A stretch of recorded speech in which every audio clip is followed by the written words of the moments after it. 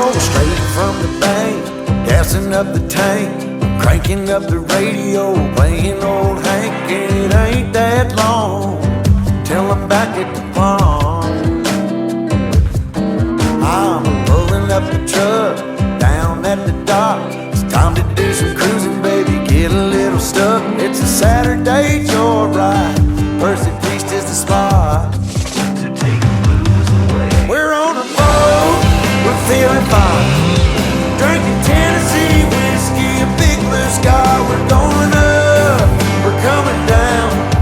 There's a party on the water, it's a hell of a time. We're on a boat, we're killing time, in our own honky tonk with a bottle of wine. We're going up, we're coming down.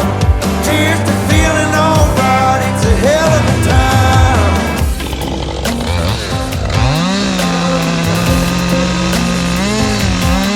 Yeah, we're chilling out here, ladies in the beer, feet in the water, top disappears, drinking Malibu Patron or a beer in a cup.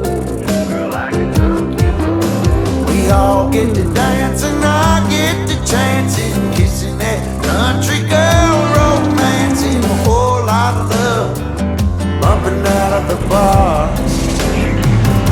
Yeah, we're on a boat, we're feeling fine, drinking Tennessee whiskey, a big blue sky. We're going up, we're coming down. Here's the feeling alright, it's a hell of a time. We're on a boat, we're killing time, in our own honky tonk, meet the big blue sky. We live it up, we got it down. Here's the feeling alright, it's a hell of a time. And I'm falling for a small town girl. So kiss Hey, me. welcome back to Woodruff Woods. Hey, glad to have you back. If you're new here, welcome. I do appreciate you subscribing, and if you didn't subscribe, I appreciate you checking me out. Hopefully you like what you see. Hey, tonight what I'm doing, it's sweltering out, but luckily I'm in the shade, so it's not too bad, and there's actually a breeze that's kicked up.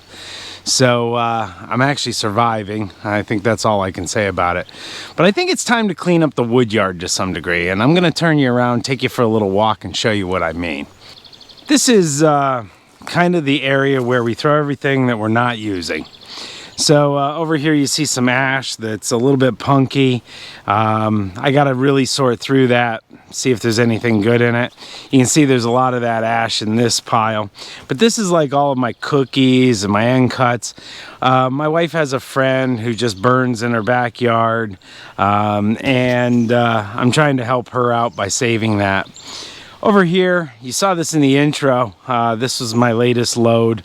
I did sit a piece of cherry on top of that white oak.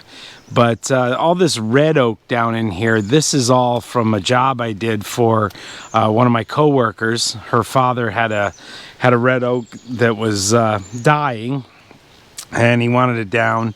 So I spent a day up there, I guess it was, I don't know, a week ago, cleaning that up, and in exchange for my work, I brought the wood home. Over here we have what's left of the semi-seasoned walnut.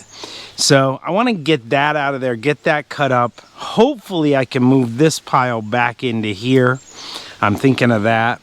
Then up here I still have 2 piles of maple. You will see some, in this particular pile, there are a couple pieces of poplar in there. This is maple also, and this is some of that I cut earlier in the year. So it's in good shape. I can cut it, sell it, and it'll be ready by fall. Because right now I'm just really focusing on heating. And then this was in the video you saw here in the beginning where the excavator was loading my dump trailer. A friend of mine who calls me frequently when they're taking trees down. They were taking down 3 maple trees, asked me if I wanted them, so I went down and I grabbed it. So what I want to do tonight, since it's so hot, I'm going to use the tractor some, and we're going to try to move some of this around. One of the things I ran into last week was a bee's nest, and it was bald-faced or white-faced hornets.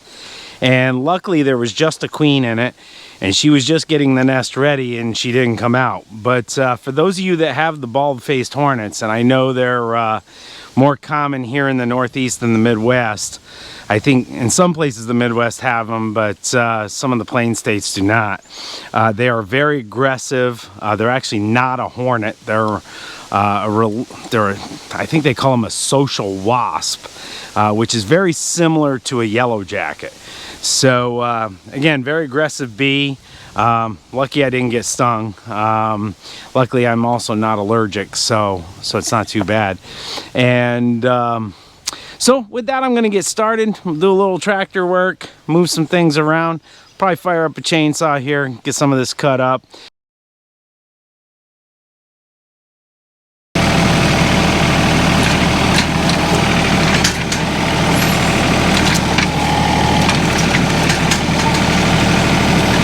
So I wanted to talk to you a little bit about that flag.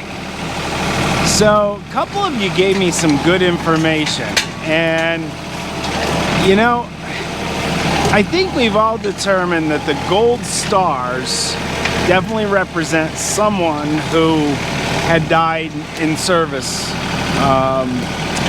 So we kind of know that. One person, which he didn't give me permission to mention his name, so I won't. If he wants to, he can in the comments.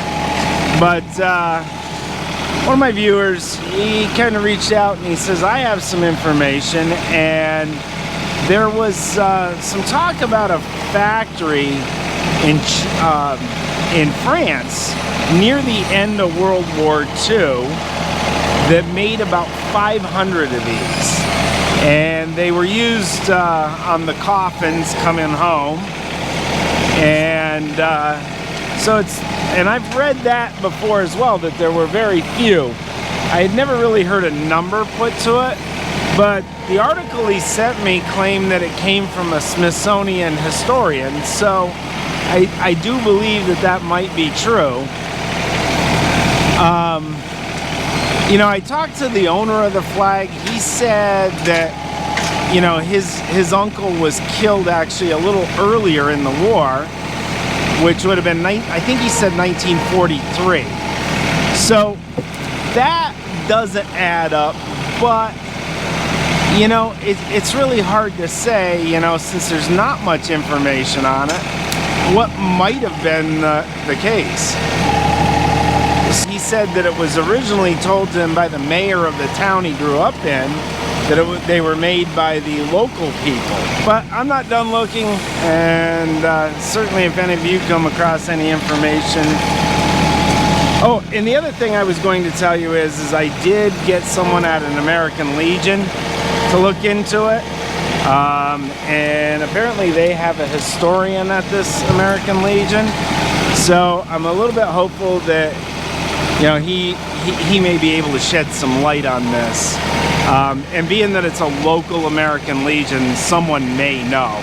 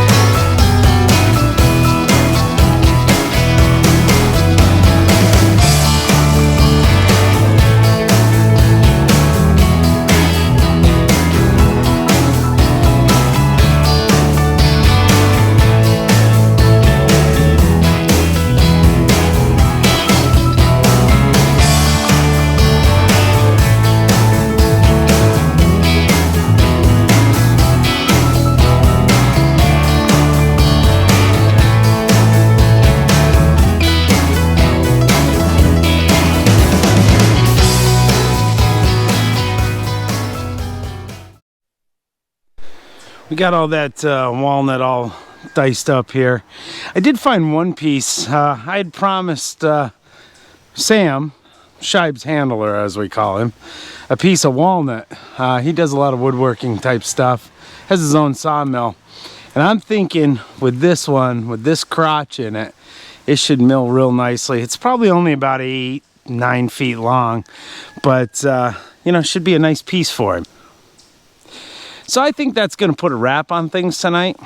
I got done what I wanted to do, trying to organize this a little bit better. I think I'm gonna move a few more logs around before I go, and we'll catch you on the next one.